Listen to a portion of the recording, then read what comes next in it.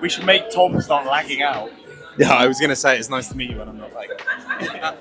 Here we go.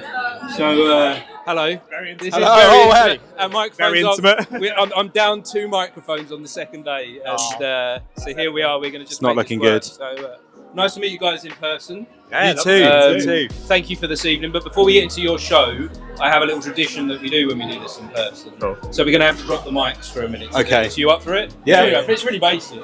We just go 3, 2, 1, and then we clap. All right. All right. Here we go. 3, 2, 1. Here we go. We're in. I was a bit off. I'm sorry, but That's all right. No, it worked. It happened. So guys, I'm blown away. Like, I really am. I was not expecting that. I knew you guys were going to be funny from having talked before. I knew I was coming into something that I would potentially enjoy. But to say that was one of the funniest pieces of theatre that I've ever sat through is putting it mildly. It reminisced of the comedy I loved as a youth. You guys are too young, I think, but Bottom. we got compared to Rick Mail and Ed Edmonton. I love Bottom. It just clicked for me. Like, okay, the story wasn't crude like Bottom is, but your comedy style and you as a duo, you're the new version. I was trying to explain to someone the other day because they were like, they were asking me to describe the show, and I was like, it's very wholesome, and I was like, the closest thing I can compare it to is like Ed Edmonton and Rick Mail, because we've been compared to that before, and they were like, those two are not wholesome at all, and I was like, no, they're not. We've got the like style and the energy, but I guess this story it's joyful, so you can't go down that crude route with. I mean, I don't think we want to either. No. I think it's like, as Tom said, like wholesome, and we wanted to keep it light and funny and. Hello. But yeah, I think and also we've been having kids come in a bit more this Fringe, and I saw like I was sitting like that. Your show was for all ages. I was sitting next to an elderly lady. Yes. And on the other side of me was an 8-year-old. Yeah. So it literally went from 80 to 40 to 8. Yes. You know, and it's one of those things and we where were all enjoying it. Yeah. I'm glad. It's one of those things where everyone always says you should know your specific target audience. You need to know like what age range you're shooting at. And we always say like, I don't know, like our parents love it, but then my little cousins love it, and it's like with our show, I feel like it is accessible to everyone. But then having kids in, we were a bit worried at first, and they seem to be loving it as long as we kind of. What was the concern? I don't know, like the strong language, and there's a couple jokes that might go over the head, but like the parents might be a little bit like. I mean, I love it. On the other hand, I'm like, if I'm going to swear, it's going directed at it. You also reminded me of have either of you got kids? No, and you're younger. There was a program, the Big Cook, Little Cook. Oh yeah. You reminded me of those guys. You know, you're young enough that you actually watched. Who's who? Oh, right, okay. I was a bit old for it. But, well, I am older than you though. I am 15 years old. Who's who? Well, I wasn't watching it. My kids were watching Big Cook. I think, but you're Big Cook. I'm Little Cook. Yeah, I don't really remember like the vibe and storylines. I'm still watching it apparently. But you guys can reach the generations between. You can do the Bottom stuff and you can do the Big Cook, Little Cook stuff, and it sort of come together in this show. And it was. I'm trying to think of a word to describe it in just like one word: joyful. I was, and it took me through a range of emotions as well. I was happy, and then at the end, I was almost in tears. It was such a well thought through ending, because I got to a point where, like, you know where the story's going halfway through. You know what you kind of like. There's no way out of this without giving anything away. But yeah, the way you finished it was perfect. It could have been overly dramatic or overly sad or missed the point. Yeah. We've been working a lot on it. Yeah, it's not. It's. We always say that it's 2 brain cells in the head of a dying man, but it's not about death. Like, it's kind of about almost everything else apart from death. Like, obviously death is a huge part of it, but like the story is about like friendship, I guess, and just like So a reviewer the other day had some sort of heading that was like, is it a good thing to be immature, or is it in times of need, or is it always a problem or something? And it was just like, it's sort of about that, I guess. Like, yeah. It's such an important message. We talked about it previously on your podcast. We touched on it that I personally had a problem with death for a long time. Yeah. And I felt like that was some kind of therapy that I've just gone through. That was like a confirmation of I'm definitely okay with this now, because death lingered through the entire show and I didn't feel anything but joy. There was no sense of worry in that, and there was no sense of panic. Like, you went through panic, you two did, but from an audience perspective, we didn't. We just enjoyed the ride, and what a great message for life. And it's so interesting that we didn't set out to make a show about that, but it's like as you start making it and as you start performing it and as you start hearing feedback from people over the last year or two, it's like it's so interesting that these things come up and then we can like it was literally our mission statement at the beginning was to not make it about anything. We were like, we want people to come away from it buzzing and being excited and being like, that was great, but not to like sit and think about the message. And I think we've somehow managed to do both. I think that people do come away from it and they're like buzzing, amazing, but then also they are like, the things that people have taken away from it's been crazy. That we just didn't intend, but have stumbled on. I don't want to say that that's an accident, though. I don't want to say that you guys, because there's some good writing in there. So I don't want to say that you guys just stumbled into that. So at what point did it change? I think it must have changed between the Vault Festival and Edinburgh last year in terms of creating an actual journey, creating a nice like journey for the characters and having that arc and having that kind of what themes do we want to go to, but never thinking about what message do we want to get across, like how do we create a good story for the characters. We've got Clive and we got 12. Yeah, we always knew the ending. Yeah. And we always knew that we wanted it to be an office workplace comedy, and we were looking at characters from the office, and we've sort of become like Dwight and Michael, but flipped, I guess. And I think if you look at that relationship, it is about friendship within a workplace. Like, they're so close and they really like look up to each other at different points. And I think we've taken on that sort of element and upped it. But yeah, and then also, like I said, we knew the ending, so layer that on top of it as well.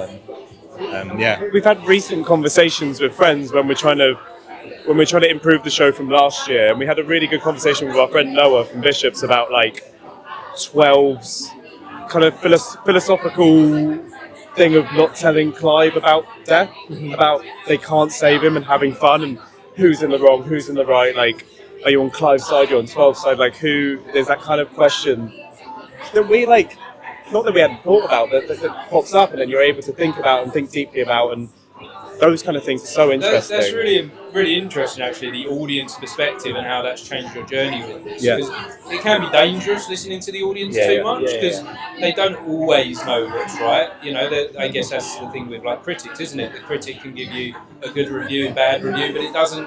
I don't think we can actually judge in that sense. Yeah, no way. You know, with what I'm doing with this, I feel like I'm giving a comment on the art rather than a review on what it is that you're doing. But how do you choose which bits to take from people and which bits not to take from people? Because you could easily go with a show like this, and I'm saying it's great. Oh, you just go, oh, it's all lovely, and we'll just keep it as it is. But it's your show, so maybe it can grow. I think we've just got such a strong sense of what the show is now. We sort of know. I mean, it is also really difficult to know what works for the show, and the person that's teching for us, who's also my partner, has helped us shape it and sort of testosterone, sort of been our part-time director in a way. But I think we do have a really strong sense of what we want it to be about now that we've made it, and I think we always take stuff with a pinch of salt and sort of look at it and be like, do we have a reason for why we want it to change, and do we agree with them, or is that something that feels like nice, but it's sort of like I've seen it and I'm a bit precious about it. I think there's it's a difficult balance, but I think we've thought really hard about the changes and had conversations rather than just take on notes without talking about them further, which I think's helped us. I guess you've got to take time to process the feedback. Yeah, And 100%. don't just take it at the moment. Yeah. Step back from it. Maybe completely after the fringe. Yeah. Like not while you're here, not while you're in the process. I think the best thing to do with that, I think anyway, is just to sort of like, don't say no to anything, just do it, and then you'll feel if it's not right. Like, I think any feedback is good feedback, and if you're looking to change the show, someone says change the ending, I'm sort of like, if you've got time and the resources and the space, change it, and then if it's not feeling as good, then you'll know. And this is so important as well. You guys are describing play, and you guys, that's why it was so joyful to watch, because I watched you two play. I watched you two playing. I could see all the, knowing theatre, I could see all the pre-work that you've done to build up to that play that you just did. But you played. But I think that's something that's really important to us, is that like we come away from that every time we performed it and just have fun. Yeah. Like every show's different. Like we get different audience interactions, and one show's never the same. And we will always have fun doing it. Like it's just we created something that we found fun and we found fun. And you were playing with the audience. Yeah. I dread. I'm not a person that likes audience interaction personally. We don't either. You know, and I don't know what it is, but my mind just goes absolutely blank. Like you asked me to press a button. Yeah. And I was like, who the fuck am I? Like, what's a button? What is a button? Like, and I had to ask the lady next to me for like support. Like, what's going on? We do like we sort of get the audience to, or we've tried to put the audience in situations where they have a really simple task or question, but it's still difficult to, like, we ask someone how long is 10 hours, and to try and quantify how long, you can go like a second is like this, but you're like, well, how long is that? Like, it's difficult. There's a lot of difficult questions that sound simple, and it's fun to just see people panic. And the audience, but the thing is with you guys and your audience interaction, I say I normally don't like it. Your audience interaction was you were inviting us into the play. We were playing with you. Yeah. Like when I had that moment of like how do I do this? How do I press a button? Yeah. You were going along with it. Yeah. And you were making fun of it. Yeah. I mean, we want people to want to join in. There was a show we saw last year. Our friend Dave Bibby did a show called Baby Dinosaur about. He wanted to make a one-man Jurassic Park for the stage, but then he had kids and he ran out of time. So he gets the audience to join in, passes a script around the audience. Everyone has lines, and it's the first time I've been sat in a show being like, please pick me, I want to say my line. And I've not had that before. I've always been like, oh God, I'll answer, but please don't come near me. Yeah. And also like having Clive at the door giving out stickers, it's like we want to make people feel at home straight away. Like you're here with us. It's not us against you. It's not like us on stage, you there. Like we're all here together, and we're gonna have some fun. Yeah. And it's like I still got my sticker. Still got a sticker there. Yeah. What a lovely moment. You walk through the door, and you know you're part of this. We also had a review that said that it was nice. It's a nice, like, gentle introduction. It's just, here's a sticker, just so you're sort of like, you're in this world, you're going to be a part of it, but there's a lot of in-your-face sort of like improv, I think, and like stuff at the Fringe, and we didn't want to be that. We wanted to be like sort of like gentle, warm people up, and then get them, play with them on stage. Like, so I know it's really hard to think about, but I did ask you this on the podcast previously, and you kind of didn't want to go there. But are you ready to go with what's next? We have been thinking about it, and we've been talking about it a lot recently. In terms of the show, we'd love to do like a run somewhere. But we know the show's got an expiry date, but we want to keep the characters alive. And we really want to do a variety night, like a bi-monthly kind of residency somewhere, just to keep those characters there and to be able to meet different artists and to really... Because for the last 8 months, we've just been laser focused on Edinburgh. Of course, yeah. And on this one show. I think it would be nice to kind of take a step back, have the characters there, and be able to meet the community in a wider sense. Because it's just the last 6 months has just been me and Tom. Either he's been at my house or we've met at our drama school. Yeah. on our own, working our computer jobs. I think, in terms of post-Fringe, I think that's definitely what we're, in the next week or so, looking to really push on after, essentially. Why does it have an expiry date? Because this is the first time I've seen this. That's true. And, That's true. and I'm like, I want to tell people to go and see it. It's true. I want to, if you end up touring around the country, then I'm going to be telling people nearby, go. That'd be great. See this. So why has it got an expiry date? Why does it have to end? Is it a personal thing? I think for me, there's just an element of like trying to know when it's time to tap out before it's like almost a bit embarrassing that we're still going, and like creatively I'd like to do something else now. But I think it's definitely the sort of show that we might, I don't know, we could put to bed and revisit in a couple of years, because it's got a great following. I think you two are you two. You're a duo. Yeah. I might be wrong. Like, I don't think I am I? I mean, I think there's more to come. There's more stories. Oh, 100%. No, we are we're going to continue with the name My Last Two Brain Cells. Like that's what it would be. Whether it's the show itself or just whatever it is, it will always be like we'll continue with the last two brain cells. We've spoken about like trying to be a sort of hub or community for like character comedians, sketch comedians, a place where people can like sort of come and collab. I don't know what that would look like right now, but we've got lots of friends that we've made from Fringe that we'd love to work with, and I think that's the thing about like duos and groups is you always see them together, and it'd be nice if we could be like, well, you've got a project, bring it here, let's look at it, let's work together. I don't know what shape that would take, but we've spoken about that quite a few times. What kind of, like, that's nice thinking about others, but what kind of benefit is that going to be to you two? To connect, to be able to reach out. It's been a struggle the last few years because it's just been me and Tom.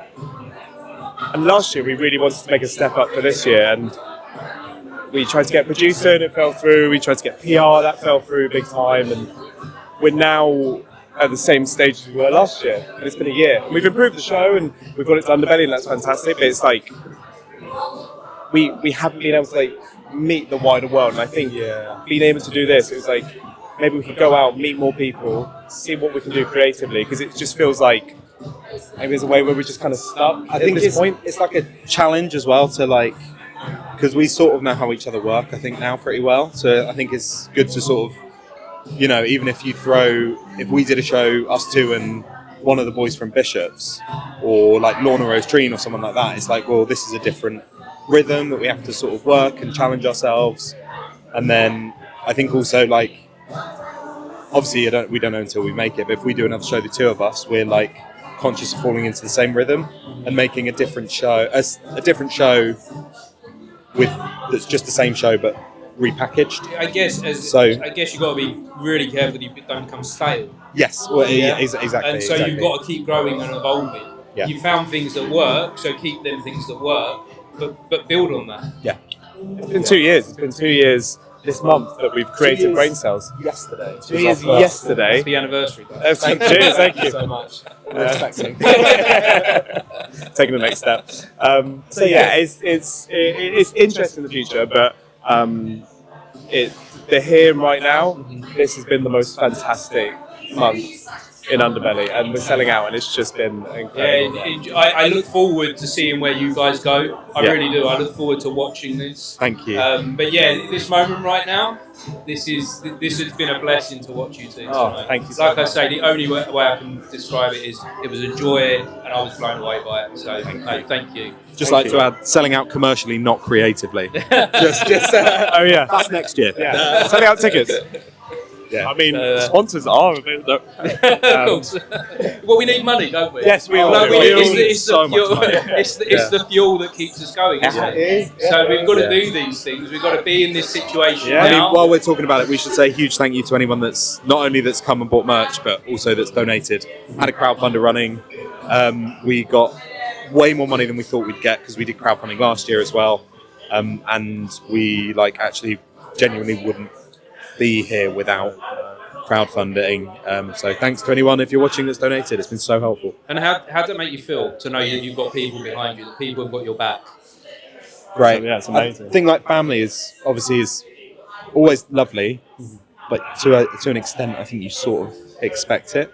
But I think when you get it coming through from someone that you don't even know is like following you, like we had someone that we sort of made friends with last year at Fringe, and she gave like £30. She doesn't even live here; she lives in the US, and the building manager from our drama school gave us like 50 quid, and it's just like that. When those things come through, that's like wow, that's Why so do nice. people do that?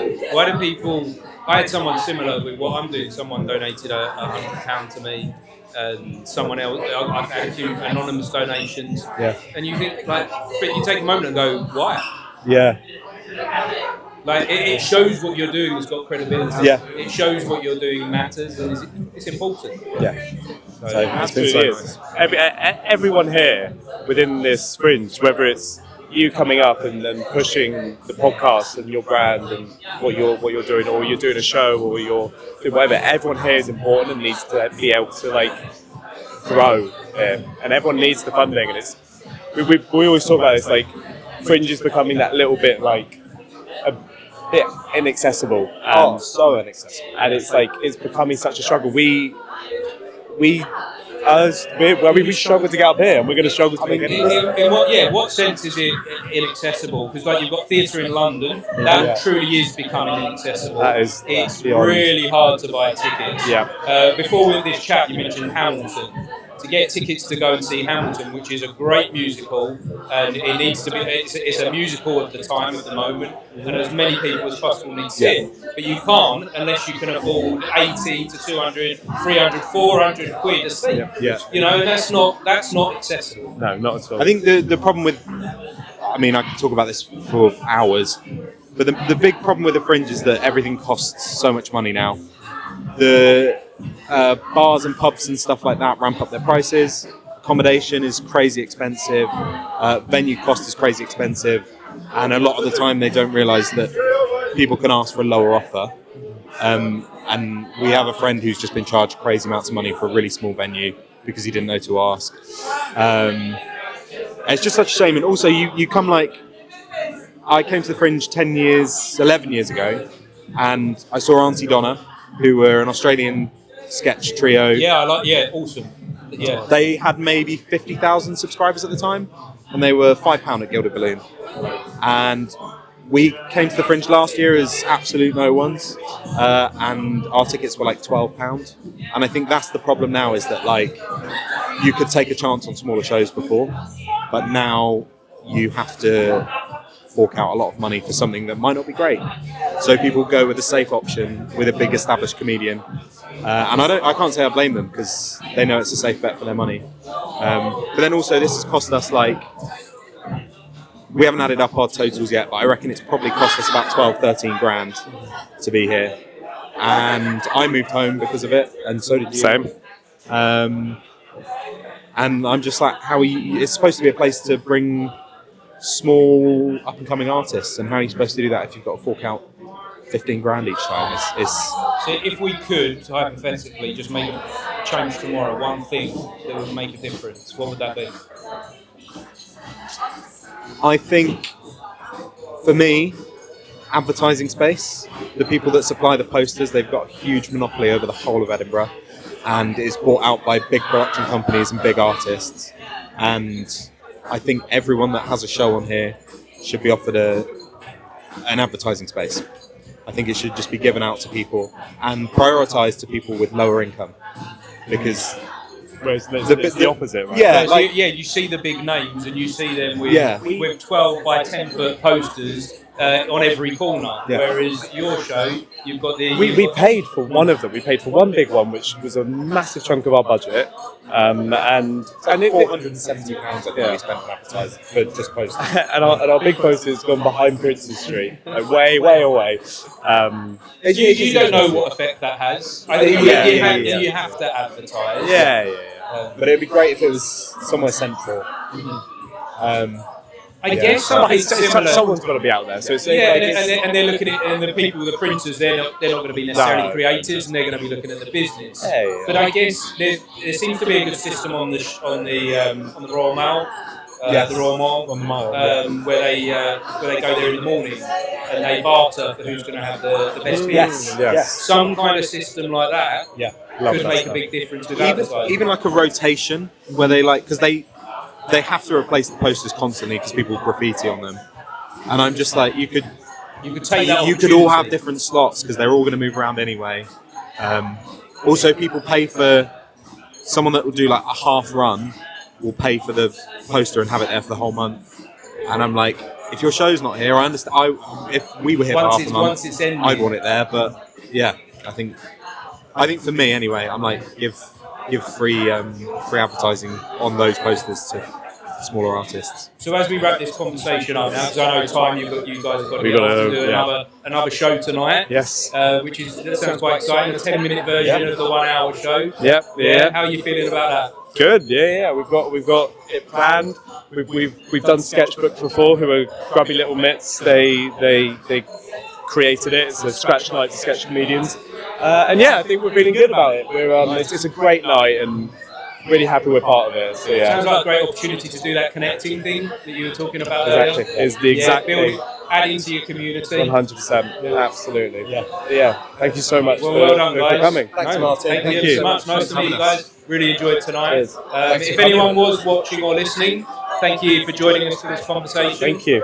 And if anyone wants to find out a little bit more about you, where do they find out about My Last Two Brain Cells? We're on all social media, various different versions of My Last Two Brain Cells because it's taken on a lot of platforms. So just find it Instagram, Facebook, Twitter. I think we're on Threads. My Instagram is Hazel Boobs if you want to follow me on there for my acting work, and I don't know if you want to follow yours. Joe Pike. So follow us on there. That would be amazing. Yes, well done, guys. Appreciate it. Thank you so much. Thank Cheers. you. Excellent. Thanks, guys. That was an awesome conversation. I hope people can hear us because it's noisy. And Is that live? no, it wasn't live. No, there's no signal in here at all. So.